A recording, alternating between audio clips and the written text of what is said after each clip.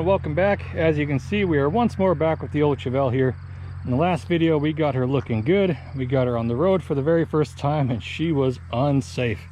There were a whole host of issues, so we're going to try to tackle some of those, see if we can get this thing a little bit more safe, so when we take it to the frame shop, I don't die. So let's get to it.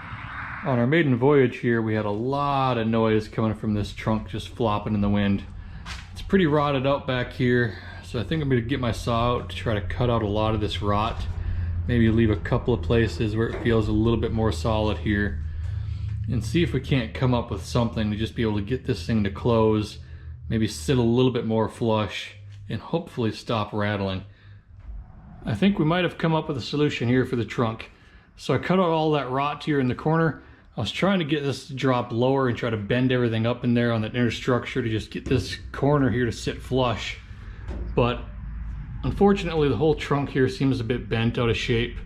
It really doesn't want to sit down tightly. So I went really high tech, got a rubber strap, hooked it to this corner, ran it through one of those holes in the floor here, and just basically pulled the strap underneath, and I've got that keeping this corner nice and tight. However, that introduced a new issue here. It's kind of clattering off the bumper, so I had to go even more high tech here and make a nice custom sound dampener out of some 3/8 fuel hose there. Just cut it down the middle, slid it over the lip of the trunk. Seems to be doing the job. I mean, it's taking out a lot of that sound. I could probably put another chunk over here just for when it wants to vibrate in both directions. It's a little higher on that end, but it will serve its purpose for now. I do need to pick up an entire new deck lid. This one's just completely shot, but for now, it'll work. At least we can get back on the road again, not have to listen to this thing just chattering away. Next up on our list of issues here was this driver's side front tire. When we were out on that maiden voyage, this thing was making some horrible squealing, kind of grinding noises. Not quite sure if the pads were just hanging up on those rotors or if we got some other issues. So I'm going to go ahead and get this jacked up, probably pop that wheel off, inspect everything back there, see if I can get to the bottom of that noise. So I pulled the wheel off here and I've just been inspecting everything. And if we look inside the rim, you can see that there is some witnessing here of something grinding on the rim. So I've just been looking around here, and at the back of this caliper right here, it seems to stick out a little bit further compared to where the caliper is than it does up here at the top. And if you look right there at the back of it, you can see where there's kind of a witness mark of its own where it's been riding against the rim. So I'm going to see if I can bend this portion inwards ever so slightly, get us enough clearance here for that rim to clear. I'll put that back on here, make sure that this spins over without grinding. While I was under here, I also pulled out a couple more shims. I did check the camber on this side with an angle finder, and it was showing around like 2 degrees. So I'm going to try to take a little bit of that out of here. I'm not really sure of a good way of measuring caster on these with just at-home tools, so maybe we'll get a little bit better by taking as many of them out as I did on this side, trying to get this a little bit closer. We'll see if that dartiness has been taken care of. I checked the toe and that was pretty good, so I think we were fine on the toe end for now, at least enough to get us to the alignment shop and the frame shop. Just want to try to get that camber a little bit better, see if we can dial in that dartiness a little bit more. I got the wheel put back on here. I bent that bracket ever so slightly and it sounds much better now. All we're really hearing is just the pad dragging on the rotor at this point. Seems like we got that taken care of. So I'm going to go ahead, set this thing back down, move it around the yard a little bit, see how it feels, see what else we need to tackle. Alright, let's give this another go here. Now I think I've actually got it in drive this time. Maybe before I was actually getting it just in second gear. That's why I wasn't shifting, so we're about to find out.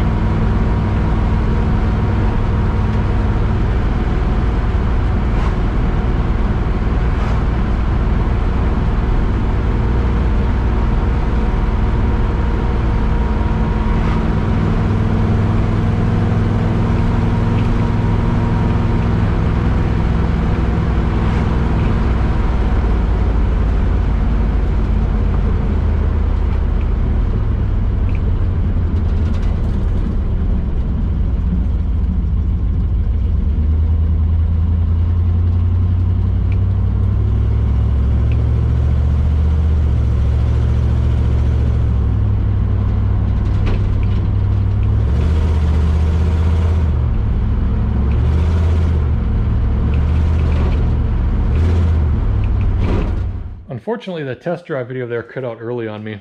I think one of the bumps I hit jarred the battery loose in the GoPro, and I didn't realize until I got back that I forgot to put the battery cover back on. So yeah, my bad there. I'll try not to forget that in the future. What I was trying to show right before it cut out though is that I discovered when I kind of mashed the throttle and let off, it felt like we were getting a really bad torque steer on the rear of the car, and it was wanting to push out to the right under acceleration. So we'd kind of be going down the road straight like this. I'd mash the throttle and it felt like the rear of the car would lift up and push out to the right. The nose here would be turned into the left. And then it would kind of dog track like this until I let off the accelerator, and then it would snap back to center. And it was just a really odd feeling. It felt like axle wrap. And I'm thinking that that might have been that dartiness that I was feeling during the maiden drive. And I was able to reproduce it quite a bit, and depending upon how violently you did one of those operations, being rolling on or off the throttle, that would dictate how violently it would kind of snap either direction.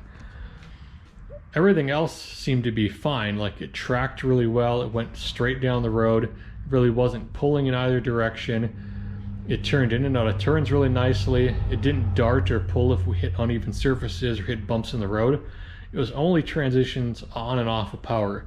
So that has me thinking that maybe we got an issue here in the rear of the car.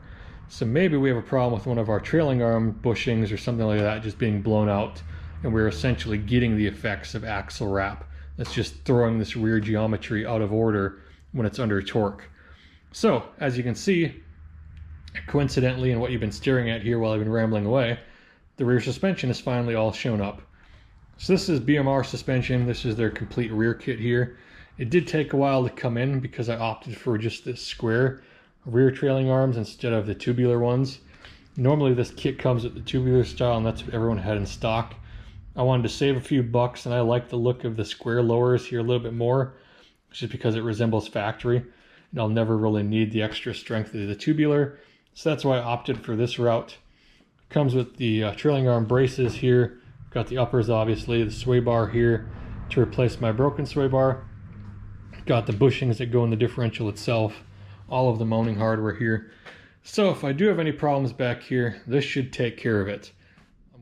Here we are once more underneath the car, hopefully for the last time in a while. I am quite tired of being underneath here, but everything should be done. We've got our nice new sway bar installed and connected. Probably the first time this car has had a rear sway bar that's actually functioned in decades. Got the nice lower control arms installed over there. Got the uppers installed up here. Those bushings were an absolute bear to do while this axle was in the vehicle. I mean, it was just a nightmare. Definitely do not recommend doing it that way. Man, GM did not make those things easy to service, especially the driver's side where there's just no clearance whatsoever. Had to make a custom tool to get that one in there, but other than that, everything is together. It went together fairly well for the most part. Didn't really have to fight too much with things. The support braces for the control arms there at the front, I did have to end up clearancing my floor ever so slightly to get those in. They're just a little bit thicker than the stock ones, but that was really the only issue I ran into. So I'm going to go ahead and pull you out from underneath the vehicle here, take you up top, and show you what I discovered. Now that I've got you at the old workbench here, let's walk through a couple of things. So this is the tool I ended up using to reinstall those rear bushings. Here's one of the old ones that I knocked out. Typically the way I get these out is I'll take the rubber out of the inside there. There's a number of different ways you can do it. You can either kind of drill it out, or sometimes you can just get in there with pliers and they'll just pull right out. After that, I just kind of collapse it from the rear with the air chisel there and just push it through that way. Usually don't have any issues getting them out. Now for reinstallation, I ended up making this little tool here. It's just a 2-inch inside diameter black pipe cap. And I ended up having to notch one of the ends here because on the driver's side, unfortunately, there's not enough clearance to be able to just kind of fit this in there and have it encircle the little ear entirely. It ends up hitting the case. So you have to notch one of the corners out here. And then I just used a really long bolt that just allowed me to have one kind of big washer on the one side and basically just suck it in to this cap over here on the other side. Ended up working out fairly well. It's always a good idea to freeze these things before you put them in there, and then if you've got like acetylene or something like that to heat up the ears a little bit, makes installation a whole lot easier. So now let's look at what we removed here. Let's start with the lowers. I can identify this one as being the passenger one because it has the broken sway bar on it. And the bushings here really weren't too bad. Like, it really didn't kind of egg shape the bushing at all. Doesn't look to be really blown out. It's got a little bit of cracking in it. The rear section here is a little bit weathered, but really not too bad on this side. You can see that factory boxing on the bottom of these. Kind of looks like they're little L-shaped brackets. There's a piece that goes up inside the little gap of the U-shaped control arm itself, and then it's just kind of welded here along the bottom. So we keep flipping this one over here. Yeah, you can see over here, rubber seems to be in good condition on that end.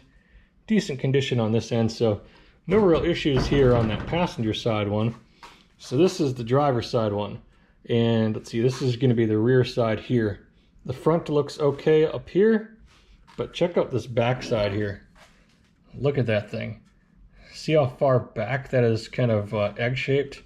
And if I put the bolt in there, look at how much movement there is. And that is just ridiculous.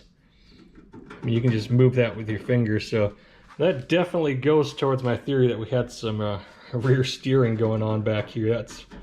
That's probably the worst one there. Let's go ahead and turn this one over, see what the other side looks like. Make a mess in the process. So yeah, the front here, again, pretty good shape. We come to the back over here and just completely blown out, almost like the front one was. So yeah, probably getting a lot of axle twist off of this driver's side here. If we go to the uppers, I unfortunately don't remember which one is from which side, so my apologies on that. But you can see this one here, it's kind of a little egg-shaped as well. It's definitely blown out a little bit towards the front. Again there at the back. So yeah, this one probably had some movement in it as well. This one over here doesn't seem to be too bad. Looks like this one was holding on. Yeah, probably not much movement in that one. So these are the rubber bushings here that I ended up pulling out of those sleeves. They came out in one piece, but look at the shape of those. I mean, both of these are really just kind of hollowed out, kind of egg-shaped there again, just kind of ovaled. So yeah, there was quite a bit of movement in all of this stuff when I pulled it out. Just a lot of slop down there. Then these are the factory braces that I replaced with those BMR type ones. These ones obviously much thinner, so really good for floor clearance. A lot better than those tubular ones were. But yeah, so all of this in tandem here definitely supports the theory that we had some rear steering going on, and hopefully that'll take care of that darting issue. It's a bit too late to go out and test drive it tonight, but tomorrow will be the day. We'll get this thing back on the road, see if all the suspension work here is taking care of our issue. I'm sure many of you that have seen this site before know exactly what's happening here. So if you recall, one of the other issues on that maiden voyage was I had a pretty bad exhaust leak that was due to breaking off one of these studs here. So just trying to weld a nut to it, see if I can back it out without having to drill it and tap it. Hopefully this will work. We are back. It is the next day. Time to pick up where we left off on the old Chevelle here. Got a couple of things to button up before we can hit the road. On this passenger side here, I was able to get that exhaust stud out. Got a new one installed, but there's a heat riser over here on the passenger side, and my stud was just a little bit too short. So I've got to try to deal with that, find something a little bit longer, see if I can get that all tightened up. Additionally, somebody had pulled the flap out of the heat riser, but they left the hole open. So I had to go in there and plug that up. I just dropped a bolt in there and then welded it shut. So once that's all taken care of, hopefully no more leaks here on the passenger side. After that, I'd like to try to do a little bit more diagnostics on why we're not getting third gear. It feels like the first and second shift is really nice and smooth. Seems to come on at the right RPM. We've got a new modulator on there. And the vacuum line is correct. It is getting good vacuum down there, so that shouldn't be an issue. We do have reverse, so it shouldn't be a band problem. It doesn't even seem like we're hitting third and having slipping or anything like that. So I'm going to go ahead and check this linkage out. I was trying that in the last video there where I was putting it in neutral and I would just barely pull it down to see if it hit drive and not actually like skip a gear. It didn't seem to make a difference. I disconnected the kickdown switch on the accelerator pedal. It didn't seem to make a difference, so I'm going to check for power at the kickdown solenoid just to make sure that nothing is shorting out and just energizing that solenoid all the time. Make sure that's not our issue. I may disconnect the linkage underneath the car, put it in drive up here, put the transmission in drive, and just make sure everything lines up correctly. just so that way no detents or anything else are fighting against each other and just causing this thing to skip gears. So hopefully it'll be something simple like that. Otherwise, we may have to pull the pan off this thing, see if it's the solenoid that's giving us troubles. Unfortunately, it's inside the pan. Otherwise, we may have to pull the valve body off and really get into this thing. But since I don't have a lift, that is a messy job. Hopefully we won't have to do that. So I'm gonna get started on this thing and hopefully we'll be back on the road here very shortly. All right, underneath the car once more, you can see I've got that new exhaust stud in there. It was just barely long enough, but I do got that all tightened up now. I've got new gaskets all around, so hopefully no more leaks. So over here on the passenger side of the car, I discovered I had the exact same issue with that caliper bracket that I had on the driver's side. You can also see I finally got around to installing the dust cap, so you can stop reminding me. So, no more grinding. Happy days. All right, gonna go ahead and set this down, start looking at that transmission. Hopefully we just keep getting lucky on this thing. Up here underneath the car once again, as you can see here, the solenoid was already disconnected. I'm gonna go ahead and apply some power to that to see if I can hear it toggle. Maybe it'll give me some peace of mind in thinking that maybe it's not just stuck open or something like that. So we'll give that a try. Good chance it's just leaking internally or something like that anyway. But I did a little bit of weight reduction here. Knocked off about 3 pounds worth of dirt and grime buildup. Still plenty more to go. I did adjust the linkage just ever so slightly. I thought it was a different type of style. It had like a double detent. Just seems to be a single, so adjusted it slightly there so it goes all the way down into the first gear, a little bit easier than it did before, but all the detents seem to be nice and crisp now, so probably not our issue either. It's likely either going to be something in the valve body underneath the pan here or the governor on the other side there. I don't know if you can get those out here with the transmission in the vehicle, so I'm going to drop this side down, go back over to that side, jack that side up again, take a peek, see if we can get that thing out of here. Made my way here to the other side of the car, still underneath of course. So I've been feeling a lot more like an archaeologist as of late than a mechanic. Just I'm trying to brush off all this dirt and grime to reveal different things on this transmission. It's been an interesting expedition here. But I do believe that is what we're after. This here should be the cover to our governor. Whether or not we're going to be able to get that out is an entirely different question. But interestingly enough, right in front of it there is our tag that should have our serial number on it. So I'm going to go ahead and take a picture of that, see if that matches our protective plate, and that'll tell us if this is the original transmission or not. But first things first, we're going to try to get this stupid governor out of here one way or another. So I was able to get that governor out of there with no problems, and it looks to be pretty clean here. The weights on it seem to move pretty freely here. There's no real teeth broken off or anything like that. I mean, they've got a little bit of chips here and there in some of the teeth, but the shape looks to be all there. Doesn't look to be stripped out. So I'm assuming this bad boy is still spinning right. Now I believe there's a piston in the inside of this thing that should be moving up and down here. So I'm going to try to take a closer look here, see if that piston is free or maybe seized up. Otherwise, this might not be our culprit. I got that governor reinstalled down below there. Really couldn't find anything wrong with it. The weights moved nice and freely. The piston in the center moved freely, so no real obvious indications of a problem there. That's all reassembled now. The solenoid on the other side over here sounded really good. I was getting nice audible clicks, so it didn't sound like it was frozen up. Don't think that was our issue either. So kind of at a loss here. Pretty much the only change that I've probably made thus far is with the shift linkage. So really, the only thing I can do at this point is go take it for another test drive. I'm not going to drop the pan and go digging through the valve body quite yet. So we're just going to try to go do another test run, maybe get away from traffic a little bit, somewhere where I can just kind of work through the gears manually here, see if that makes any kind of indication of something that might be going on here to give me an idea of where to look next. But I think everything should be set. I'm going to go ahead and get the camera mounted up here and we'll take it out on the road once more. Alright, we should be all set here. Really need to clean up this window.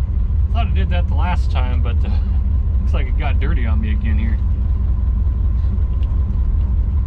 So it certainly sounds a little bit better with that exhaust leak fixed up.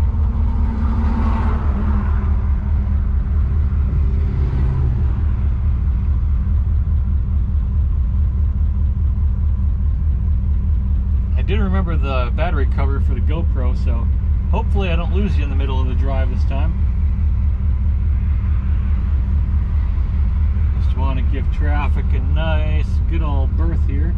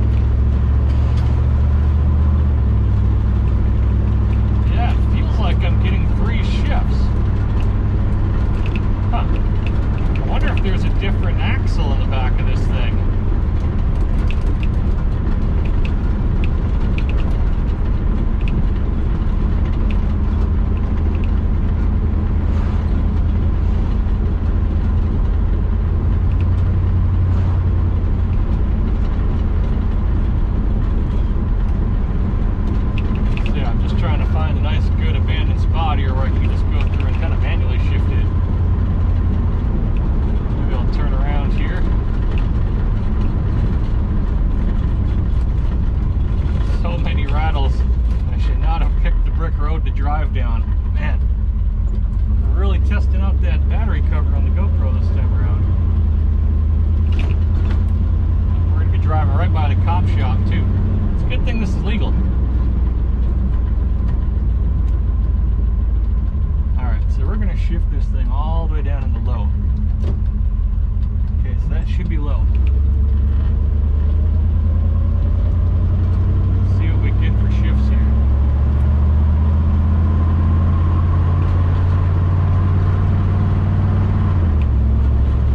Okay, that should be second. One more should be drive. Yeah, there it is. So we are getting 3 gears. So it just seems to be geared really tall. I mean, shoot 330s in the rear of this thing. Why does it sound so loud?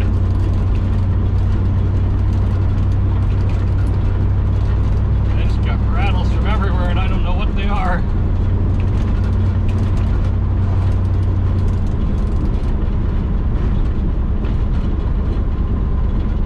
So yeah, we are getting 3 gears. I thought that at one point in time, but then with just how loud it was, I kept doubting myself. And then it's really subtle shift. It's not really obnoxious. So I just thought maybe it was a VOG or something in the carburetor, but we definitely are getting all 3 here.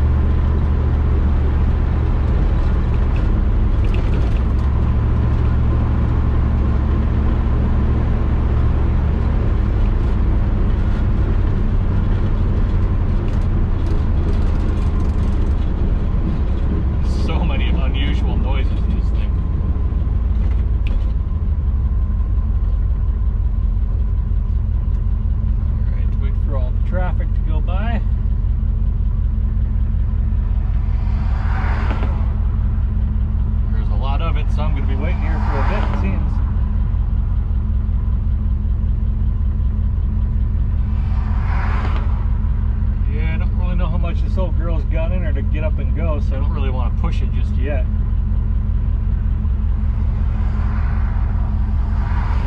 But we could be here for a very long time if I keep waiting for all this traffic.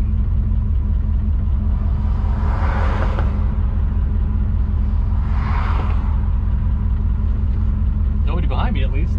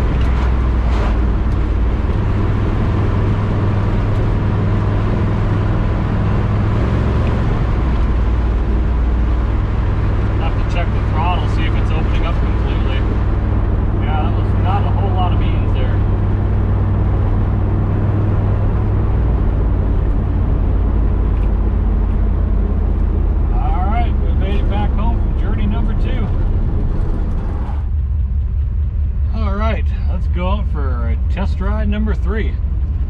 Hopefully we won't see any other bully Chevelles on the road that just completely ignore my wave. So maybe we'll just go get some coffee or something simple. I did go ahead and install a sound dampener 2.0 on the rear trunk lid, as that was flapping in the wind again, making a bit of noise. Cleaned up the windshield. Not sure if you can notice or not. Still a bit dirty. We've definitely got a noticeable tick again from somewhere. I thought it was the exhaust leak. I think that's been taken care of, but the exhaust sounds really good at the moment. So, a bit worried about where that is. I probably should change the oil on this. Maybe put something a little bit heavier in there, but we'll run it like it is for a little bit, clean up some of the sludge, whatever else. Then we'll change it here in a couple of miles. All right, here we go.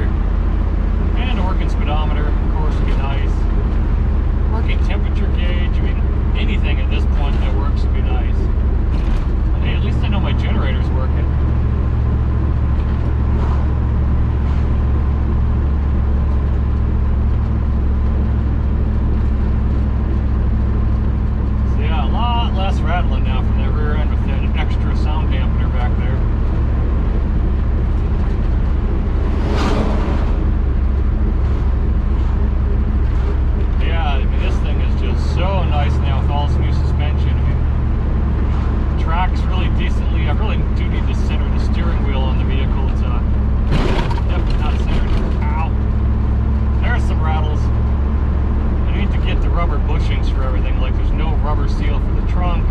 There's no rubber bushings for the front hood here, so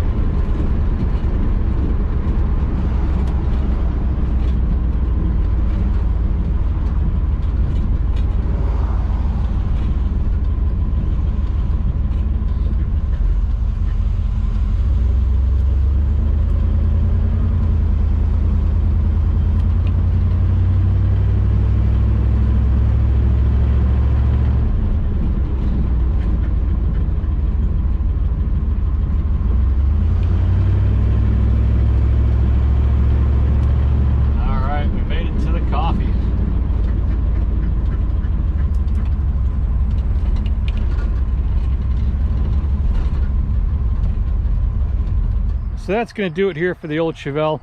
We have got her driving a whole lot better. That rear suspension went a long way into turning back our sketchy knob. I think we went from about an 11 down to a 2. Seems to drive really, really well. Cruises really nice. It's just a lot of rattles and vibrations. I don't have like rubber bushings under the front hood here, so that's bouncing around. The windows themselves kind of rattle around quite a bit. Still got some rattles back here in the trunk to take care of, so just a couple of kind of quality of life fixes to go through, but otherwise it seems to be running and driving really well. On the way home, I was trying to pay attention to the smoke level. Really didn't see much until we really got on it. I kind of stood on it on the way back home here, got the secondaries to actually open up, and yeah, we left a bit of a smoke screen behind, but not too terribly bad. This engine does seem like it's coming around, getting a lot better with each time I drive it. We do have a little bit of a knock up here still. Knock kind of tick. Got to try to trace that down.